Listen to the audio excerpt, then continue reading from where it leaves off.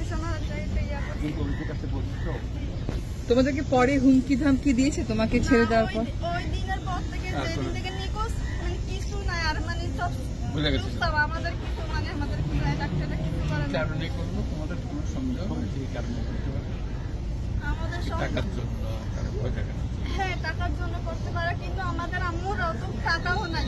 মানে আমার ওরা তো বলতেছে যে গাড়িটা বলতেছিল যে টাকার সম্পত্তি, আর আমার আম্মুর নানা একটু সম্পদ আছে ওইরকম, ওইটাই বলতেছিল বারবার, মানে সব আমার আম্মুর নামে ছিল।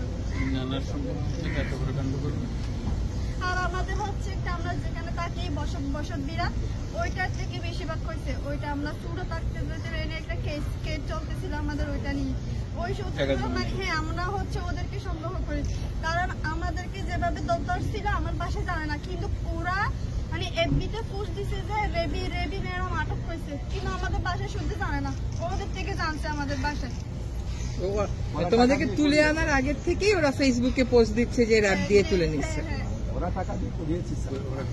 আর হচ্ছে আমাদের যেই বসত বাড়ির যে মামলা চলেছে ওর বাইকটা হচ্ছে র্যাব 2 তে ছিল তখনকার, হ্যাঁ ওই র্যাব 2 তে ছিল। তোমার নামটা বলো? আফসানা নুরি আলিয়া। তোমার তখন বয়স কত ছিল? 11 বছর ছিল।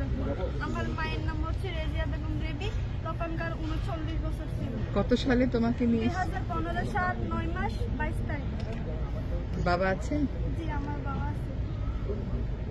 আমার হচ্ছে একটাই কথা, আমার আম্মুকে চাই, আমার মানে যেরকম করে পারেন আমার আম্মুকে একটু আমাদের কাছে ফিরিয়ে দেন। তুমি যাদেরকে সন্দেহ করো তাদেরকে কি এখন গ্রেফতার করেছে? না, ওরা হচ্ছে আরেকটা মার্ডারও করছে, মানে ওরা আমাদের এলাকা হচ্ছে প্রভাবশালী, ওদের চোখে দিবে না, কেউ কথাও বলতে পারে না। ওরা এখন বাইরে আছে, ঘুরে বেড়াচ্ছে? হ্যাঁ ওরা মার্ডারও করছে আবার ঘুরে বেড়াচ্ছে, মানে ওদের কথা ওইখানে।